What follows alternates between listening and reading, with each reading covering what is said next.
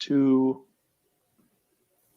Hi there, I'm Angus Nelson. I'm an executive men's performance coach. I advise high-achieving men through my conscious design lifestyle. And the best advice I ever got was this simple statement: you are not alone. Wow. And neither are you, Angus. I'm here with you. How are you, buddy? So glad you're here. We did it. Hooray. You didn't leave me hanging. No, that would suck, man. That would suck for sure. So you're not alone. Boy, so who gave you that advice, or how'd you learn that? So I went through a divorce as a result of some really poor decisions. The first business that I started, I did for all the wrong reasons. I invested myself in self-destructive habits. And as a result, I lost my business, lost my marriage, lost my sense of self-worth because of addiction. And I was started with alcohol, then to porn, and then I was sleeping around, and I blew everything up. And from that, I had this reputation that was destroyed. I was in a small town community in central Wisconsin. I didn't know who knew what. So I became this recluse and depressed and suicidal. And I was talking to a counselor, and he said, I don't care what you've been through, Angus. I don't care how low you feel. You are not alone. And he said, if you remember that for the rest of your life, you'll understand that there's always someone who's been where you've gone and come out of it. And you can always have hope and always know that there's a purpose to your pain. Wow. How's that? We got deep pretty fast.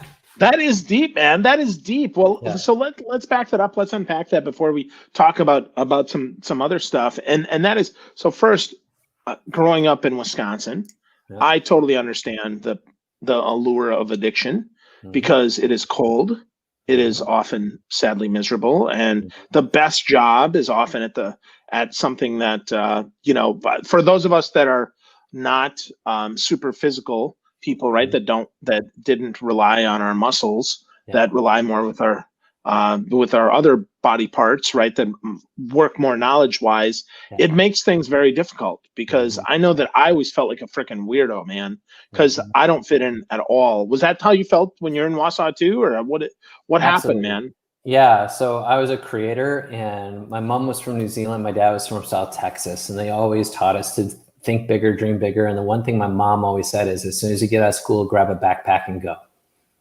And so I was overseas a lot. I had traveled a lot. I came back to Wisconsin, and I was an identical twin. So, there was all these things that made us stand out.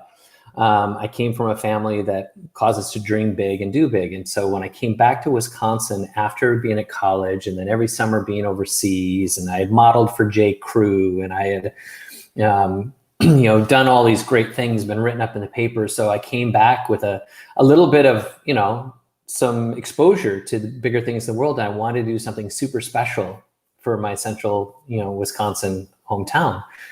But it was perceived as a threat because who do you think you are? Oh, look at you, coming back here, blah, blah, blah. And I don't, think that there was a lot of ill intention. They just didn't know and hadn't been exposed, and maybe in some form were jealous or whatever. And I internalized that to think that I was broken, that I was wrong, that I was screwed up, and I was alienated. And that helped me go down to this really dark path, when I was trying to do this cyber cafe in 1998. Nobody knew what a cyber cafe was. Google wasn't even really a thing. The .com bubble hit, and here we were with free Wi-Fi in our coffee shop that offered concerts 3 to 4 nights a week. And we did jazz nights, and we had an open mic night, and we brought in bands from all over the world. And people didn't know how to comprehend that, and we tried to make it look like a martini bar. You had these cool lighting and fixtures and stainless steel and a black mahogany bar with stainless steel top. And it was the coolest joint. We had over 15,000 kids come through our place. But around the community, they wanted to support the Boys and Girls Club because we were too trendy or too different or too whatever. And so it became really frustrating when I was trying to do a good thing and I wasn't getting the backing and support, and I just got angry and I made it about me. And that turned into all this other stuff. So yeah, I'll stop there because that's all part of a book that I wrote called Love's Compass. And I go into all of that really transparently and vulnerably. Wow. Wow, that's crazy, man. I mean, I absolutely feel that coming from northern Wisconsin. That was, that was a lot of it too. And I went right in the Navy out of high school, so to get out of that crap. So when did you leave, man? When did you go? So I did that divorce in 2003, was when everything finally went down, and I left in 2005. In August, I pulled into Huntsville, Alabama, August 1st, 2005. And it was as a result of an author was down there. He had written a book. And he had written a number of books that I had read, but this one in particular was called Becoming the Person You Want to Be. And it was all about understanding that, kind of like Wizard of Oz, like you're looking for all these external things, but at the end of the day, Dorothy found that what she was looking for was already inside her. And that was kind of the message that spoke to me. And I said, I'm gonna go sit under this guy and let him mentor me and coach me for a year. And that's when I was really introduced to this whole concept that I, now do as a performance coach, is that I could have somebody outside me speak into my life, hold me accountable and push me, and train me in ways that I didn't know, the ways I didn't think, the ways I'd never experienced, and accelerated and advanced my growth on such a trajectory and such a speed that I never knew possible. And then, of course, I met a girl while I was down there and had to stick around after that. And so I ended up staying in the South. And, that's funny, man. So Huntsville, let's see. I think growing up, the Oakland Athletics AAA team was there. And is Huntsville where Space Camp is too? It is. Yep. Yeah. I drove by Space and Rocket Center. My oldest daughter was a camp counselor there. I spent 8 years in Huntsville, Alabama, and it's grown considerably even since I left about 5 years ago, and I came to Nashville, Tennessee. So I went up the road 2 hours after we had taken a year off. I was working for a company out of San Francisco, working remotely, which wasn't a thing back then as much as it is today. And we were studying all of the areas of innovation. Uber, Lyft, and all these things had come about in disruption from the 2008, 2009, meltdown. And as a result, here I was working with these Fortune 500 brands, running this association, telling about all these opportunities. And my wife and I were like, well, what if we drank our own champagne? Let's sell our house. And every month we were in a different city, staying at an Airbnb or what was the other one? Airbnb, VRBO. And VRBO. And so we would stay at these homes for a month, all the way from San Diego to Aruba. And at the end of the year, and we dragged 2 kids around with us. They were 3 and 4 at the time. So I'd work my job, hustling for Wi-Fi, like I did today, because I don't have Wi-Fi at home. We just talked about, I'm at my daughter's apartment getting Wi-Fi here because AT&T and the whole thing that went down this last weekend. But I said 2 cities we picked at the end of this full year. I picked San Diego. My wife picked Nashville. And once I did the cost analysis, I was like, we can always visit San Diego. Right. It's way cheaper. Yeah, no doubt. And I chose well, because now, the economy here in Nashville is just booming. Yeah, that's fantastic, man. Well, congratulations. I'm glad that you're still down in the South. That's cool. Sounds like a great fit for you. So you're a twin. You said that, and then you also believe that different is better than better, which is interesting, because obviously as a twin, you can't. I mean, are you identical twins? Or are you fraternal twins? Or is that just something else that popped up, man? Talk to me, Angus. We are identical twins. And actually, the way I got into the whole corporate world was a result of Marcus, my brother. He was the head of social for Salesforce, that little company. I heard of them a little bit. Yeah. Yeah. So he knew like all the marketers in the space. Hey, Troy, thanks for chiming in. So as a result of my brother being in that space, I had launched my book that talked about that season I told you about, and I started marketing it, and I got into social business marketing. My brother was telling me about this thing called Twitter, and I was getting into all this stuff and started learning in that space. As a result, I started writing and promoting the book and a daddy blog that I had, which no longer exists, but I met all these guys in the dad space and marketers who had children, and now we're talking about their stories as fathers. So I started showing up at these dad bloggers at the times, what they were called now, dad influencer conferences. And I was asked to speak at some of them, and I started meeting some of the guys from that corporate space. And my brother would see pictures of us together. It's like, how do you know that guy? That's my friend. And I'm like, I don't know. And it was like CC Chapman and Jason Falls and all these guys, and Chris Brogan, and we were just kind of like talking about this fraternity of fatherhood type of thing. And then I showed up at South by Southwest. I'm sorry, Chris Brogan wasn't. I met Chris at South by Southwest. So at South by Southwest, during the day was these dad influencer conference, and then at night was all the tech parties for the all that stuff. And so my brother was staying at the W downtown. I'm like, bro, you got the expense account? I am staying with you. And so at night he dragged me to the parties, and we would play tricks. Our whole thing was, my brother would say, that's so-and-so from such and such. They're a hugger or shaker, go. And so I'm meeting like the founders of Hootsuite, who, Brian Solis and Gary Vaynerchuk, and, go down the list of all these big names. I didn't know who they were. I was just being me. So I'd go up and I'd talk to them for like 5 minutes. And then my brother would walk up behind them or walk up beside me. And they'd be like, what? And that was my in. And suddenly I was like, oh my God, you're awesome, blah, blah, blah, blah. And one of those guys was a guy named Jeremiah Aoyang, and we became friends. And Jeremiah wanted to start a company. He needed a people person, and he gave me a shot. So suddenly I went from working in the nonprofit sector to boom, Fortune 500 brands, 74 companies, 205 seats filled, everything from Walmart to Whole Foods to BMW, Coca-Cola, Ford Motor Companies, you name it. And it was a crazy ride. Wow. Wow, that's cool, man. That's cool. So it's interesting that we only recently started connecting, because though I wasn't a daddy blogger, I certainly was on that path. I mean, I remember, Jason Falls and all the SobConners. We went to, SobCon. That was our big thing. And I never went to South by. So that's probably why we never met. So that's really cool, man. That's really cool. Awesome. How did you get different, right? How did you embrace that difference between you and your brother? To your point, right? He's guiding you and saying, hey, this person's a hugger, this person's a handshaker. How did you embrace your difference there? And how did you find that truth, man? Because a lot of people never realize that. So, coming from, again, this nonprofit background, I had exposure to, people, just human dynamics and what have you.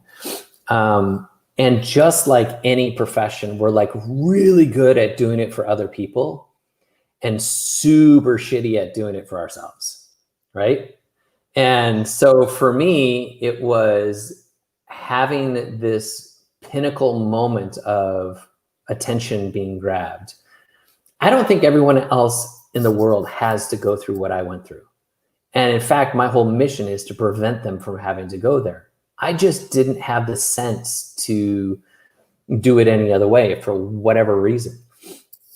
And so for me to learn my lessons took humility and vulnerability and getting super honest with myself. I would look in the mirror and I didn't like the dude that I saw. In fact, I would say a lot of the stuff was based on a lot of self-hatred. And when we get to that place psychologically, what I've learned now, looking back, is that we are a product of our internal conversation. And we will either attract or create the kinds of external experience to validate the way we see ourselves. Because our brain is always in pursuit of validating whatever we feel inside. So it's a solution mechanism. That's what our brain does. It's the ultimate solution organ. And so when we have chaos on the inside, our brain will seek to validate that chaos. So we will attract or create opportunities for relationships, engagements, conversations, or whatever that will treat us the way that we want to be treated. This is our, and so one of my earlier conversations was one of my friends, one of the guys I worked with down at this program in Huntsville, he said, we attract our favorite pain. Angus, you love to be punished. And when I went back through my story about some of the stuff that I went through, it was like I had this self-hate where I was always a high performer and I was never good enough for myself. And so I always thought that I was less than. And so here I am attracting my pain, and can't get out of this cycle because I've only fed myself more of the pain. And so here we go. We feed ourselves internally. We're having this experience. Our brain seeks to qualify and validate. And now we have more of that pain. So what I've learned is that what you hear about, you think about, you talk about, what you talk about, you bring about, right? This is the supercomputer right here. So the data that goes in is the data that comes out. And so for me, when I took the steps to finally start listening to some of these, whether it be positivity or guru or whatever you want to call them, it was the Tony Robbins, it was the Brendon Burchards, it was Brene Brown, it was all those that were part of my story. But then there were other people who you've never heard of that I would just stumble upon a book. John Eldridge was a book that wrote The Heart, Wild at Heart. Like that book rocked my world. Yep. And, it taught me that every man has an adventure and a journey they need to run. They need a princess they need to rescue, and they need a cause to fight for. Like those are different things that were kind of these metaphors for what gives us purpose. And then ultimately at the end of the day, once I started indoctrinating myself to these new understandings and a new sense of self, I started to elevate the identity I saw of me. And as I saw myself bigger, better, more qualified, more capable, and not because I'm awesome, not because I'm better than everyone else and they suck, not out of this place of arrogance, but this place of self-assurance and knowledge and satisfaction and fulfillment, my brain would go into solution mode, and I started to attract and create higher level of quality conversations and higher level quality people. And the echelon of the energy and universe that I created around me was a product of what I fed my internal state. And so now that's what I do with my clients is I've actually created this program, that I call, along this creative, creation is that whole thing of being purposeful in the design. So this is a conscious, intentional design lifestyle where we're not setting goals and trying to achieve things according to KPIs, but rather we're doing daily routines and habits that create the quality and caliber of being that we are, because who I am will determine whatever I do. And the more that I focus on developing the man inside of me, I will effortlessly, naturally, and organically create the kinds of results and outcomes that I desire. Wow. So let's dive deeper in that, because that's a lot to unpack there. That's a lot to converse about. So let's start with kind of towards the end there. You talked about routines instead of goals, which is really different, right? I'm a sales guy, right? I love goals, man. I love to knock them down, right? KPIs, right? Let's hit them. But my new company is process and results. Our process is our daily process and our daily work. So talk to us about some of those daily routines that we need to do in order to get in the right frame of mind and why they're better than goals. Yeah. So let's start with goals. In goals, you will take, let's say you want to make, 8 sales in a month, and you backtrack, like how many calls do you have to make in order to get 8 sales? Well, if I make, let's say, and I'm totally making this up, the math's probably not gonna work out. Let's say I make 100 calls, and of those 100 calls, I'm gonna get 30 leads. And of those 30 leads, I'm gonna close, 2 sales. So if I look at that's how my numbers shake out, then instead of me focusing on trying to get those 8 sales every month, if I just make that my goal, what oftentimes people do is one of two things. They'll either come out the gate really hard and fast and like, go, go, go, go, go. And they're operating out of urgency and desperation and a lack mindset. And that lack being they're trying to force people into buying. And so the level of pressure that they put, which is both conscious and subconscious, because all sales is based in energy. And so you're going to be pushing this energy that people are going to feel wonky or manipulated or weird, and they won't buy. So then you're going to burn out. And then by the end of the month, you're really frustrated that you didn't meet your numbers. The opposite is they wait till the end of the month, which is even worse because now you kind of dawdled and you kind of, I just used the word dawdle. Hi, I'm old. They just procrastinate. And then the last week and a half, now they're getting on the calls and like, bam, bam, bam, bam, bam, bam, bam, bam. Same thing, lack, desperation, manipulation, that pressure, that energy that they're now giving to a potential prospect is now closing the doors on sales because you're doing it from the wrong place. Versus you reverse engineer what are those numbers and say, if I got to make, these, whatever I said, 3 sales in the month, and I need 100 calls to get to that. What if instead I just said, I'm going to take those 100 calls and divide them up into 5 days in a week. So now all I need to do is make 20 calls.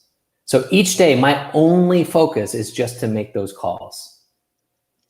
And so now it becomes this daily routine that's not about desperation. I know the math.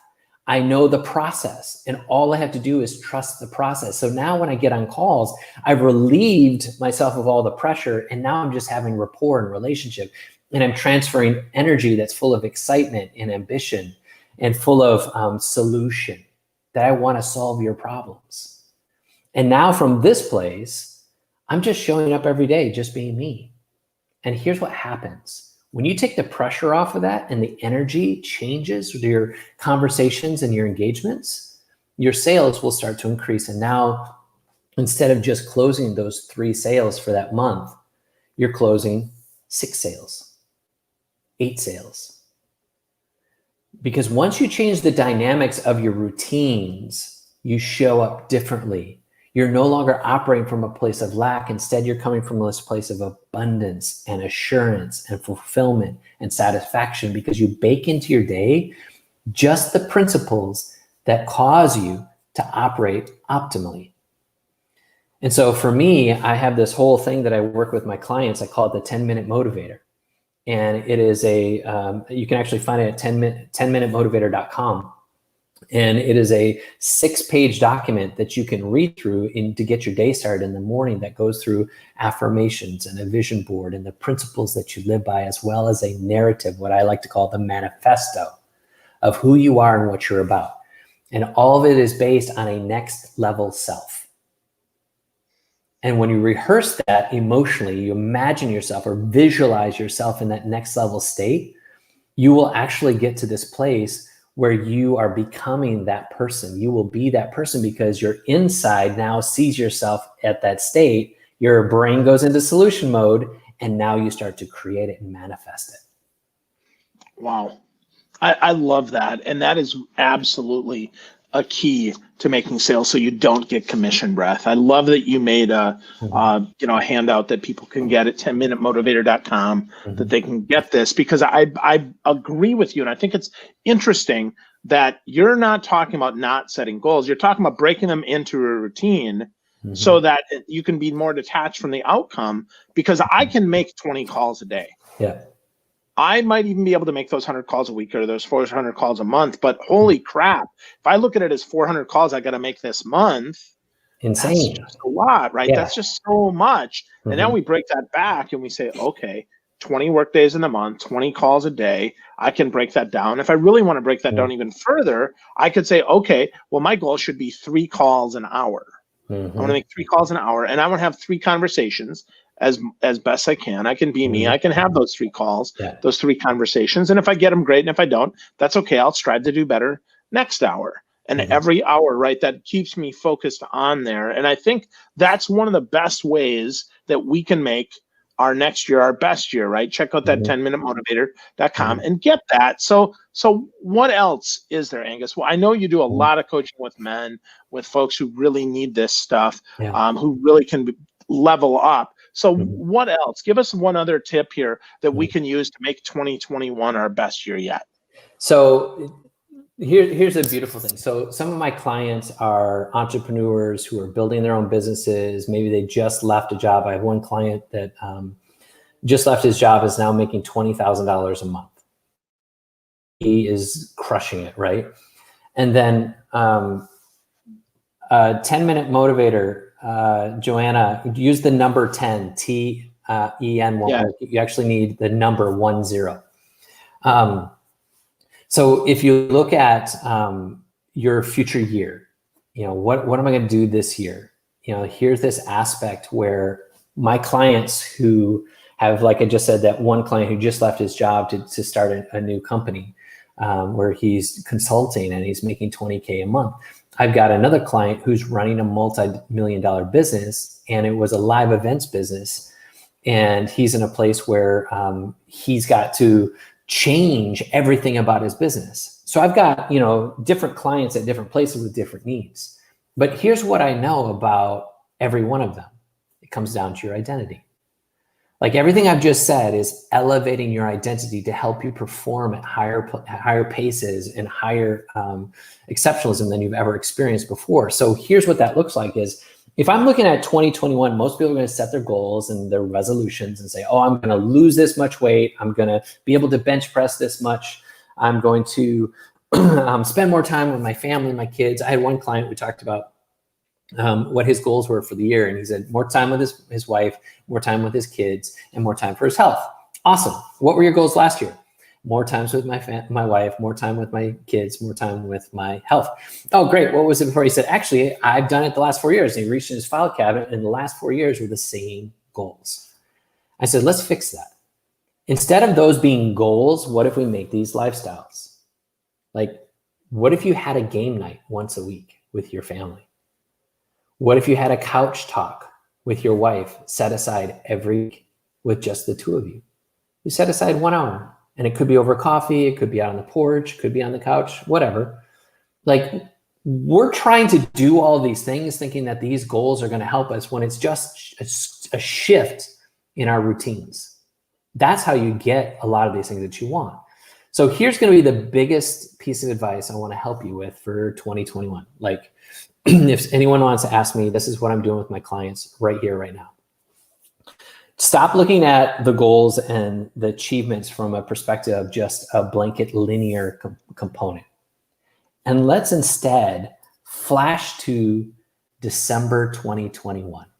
It's this same date now. What are we, the 29th? And you're looking back at 2021 to look at all that you've accomplished and make a list. And put that list in a past tense. I achieved this, sales goal. I spent X amount of time with a certain so-and-so. I asked that certain someone for that raise, that promotion, or that elevation. I accomplished this financial monthly goal. Like, put those things into a context of past tense, and then close your eyes and attach your emotion to what it would feel like to be fulfilled, confident, to feel pride in what you've accomplished. Psychology says that when you attach information with emotion, your brain creates pathways called schema. It's a neuro something or other. I don't know all the science behind it. But it connects you to a reality that makes something you're imagining feel real.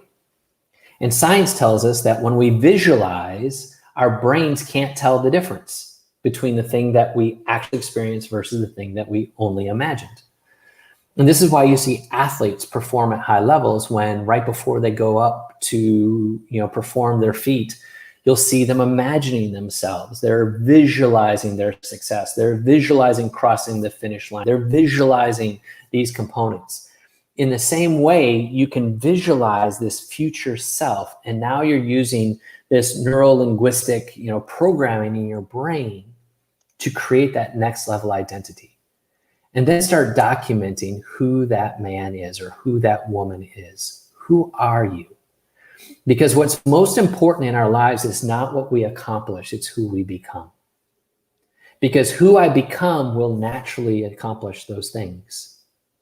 Great people are not great people just because they've done great things. They're great people because they were great people first, and great people always create great things. Wow. It's not about what we accomplish. It's about what we become, because great people accomplish great things. Holy crap, Angus. That's awesome, man. Yeah. That is really stinking awesome. So, wow, man. So I guess my last question is, let's go back to that first point you made. You said you're not alone. Yeah. So how do we get a little more together? How do we get a little more connected? How do we make sure that we don't stay alone, that we stay in this, that we get people around us that can help us? Yeah. Gosh, I wish more people just had outright humility. And we live in a world, our westernized world. I'll start there. There are other cultures that kind of transcend into different components of this. But I think for our westernized world, we think that there is strength in perfection. And that if we look a certain part, people will feel a different way about us. And so our whole aspiration is to look that part. My whole thing is not about looking a part. You can go through all this transformation and have a whole lot of crap going on. Because here's what I know. When you start upsetting what you've always known, things get wonky. Because your brain wants to keep you safe. And it will initiate like these survival behaviors to try and keep you in a box. The moment you try and change, I always tell my clients, expect this. In the next 3 to 4 weeks, something in your life is going to go sideways. It just is, right? But if you can back up and realize like those things going sideways are actually a road marker that you're on the right path. Like when you face that, you're facing resistance, and that resistance is actually internal. It's your brain challenging you, saying, are you sure you want to do this?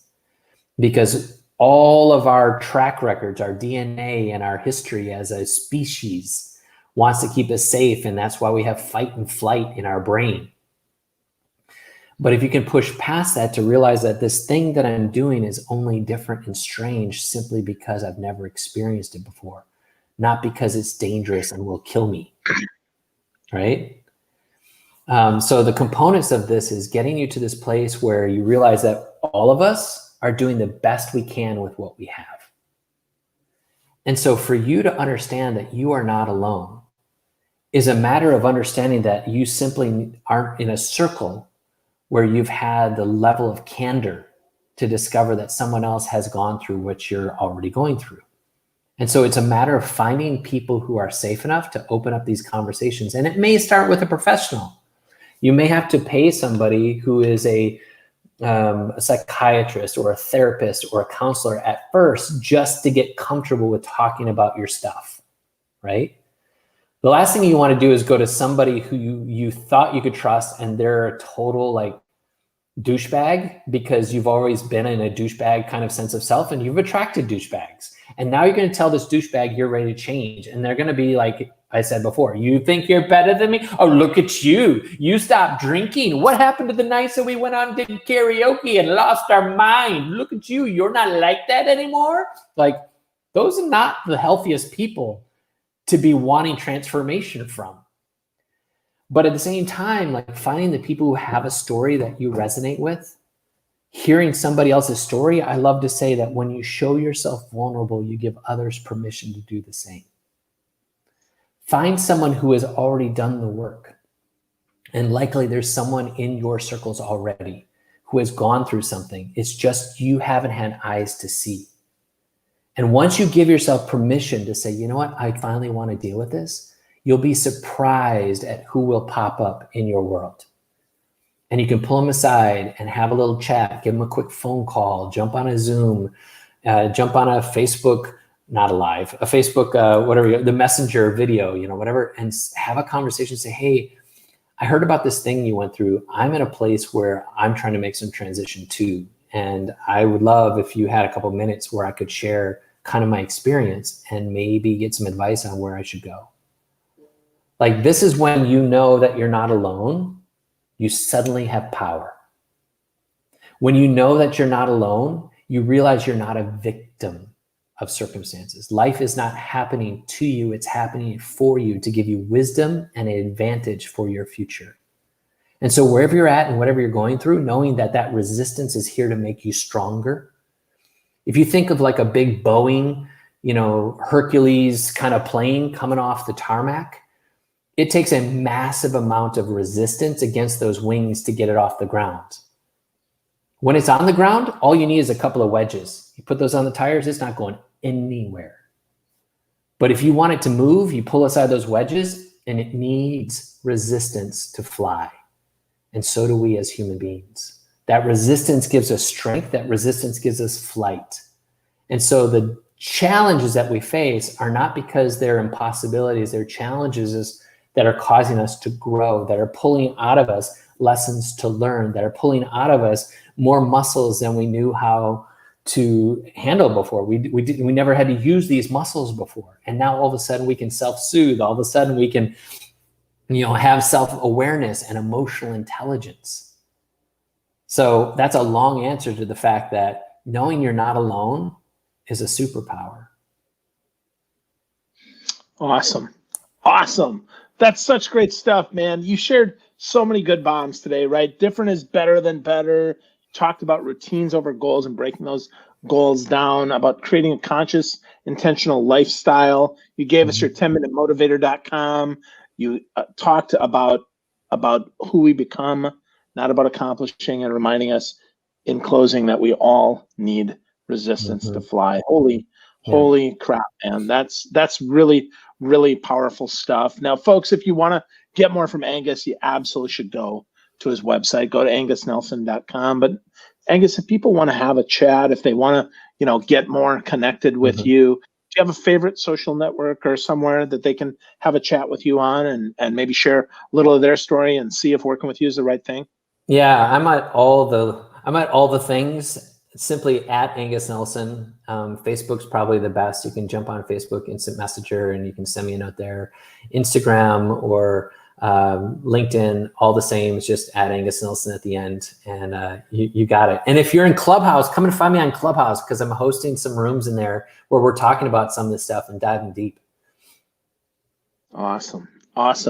Good stuff. So one last comment here from my friend Les Patterson. He says it's amazing when we turn our thoughts to improving how the law of attraction, the brain's reticular activation system works. It brings potential help into your life. So one of the key factors is finding who you can create that alignment with. Yeah. Really good stuff, Les. Thank you for that. And Angus, thanks for sharing your heart today, man. I feel even more connected to you now, my friend, and I'm just so grateful for you. Thanks, brother. You bet. My pleasure. You betcha, as they would say. Yeah, you betcha. Oh my God, that's awesome. Oh, it's harsh. Here jeepers we go. cripes. Yeah, that's it. Yeah, and you said, and don't dawdle. Go to angus.com or 10minutemotivator.com. Whatever you got, but thanks for watching. Thanks for listening. Have an awesome day, and hope this helps you create better routines instead of setting meaningless